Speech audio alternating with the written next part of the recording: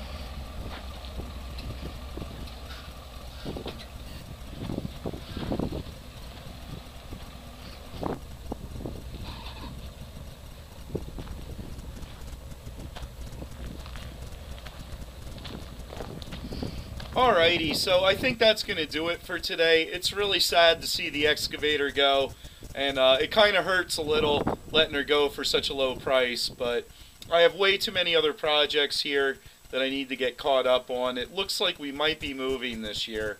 It's pretty certain, so I need to get the rest of this stuff cleaned up and get in a position to make another move again. So anyways, that's going to do it for today. Thanks for watching, and until next time, I'll catch you guys later.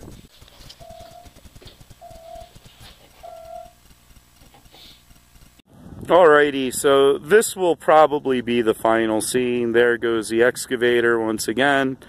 And it looks like it actually fell off that tow dolly. It ran off the front of it. There was nothing holding it back that way. And yeah, she rolled right off. But anyway, luckily that actually worked out. The excavator sat on the tow dolly really well. Everything's nice and level. It looks like they'll be able to get out of here now. So yeah, I don't usually do a video with the phone, but yeah, I think that's going to do it. So thanks for watching, and until next time, I'll catch you guys later.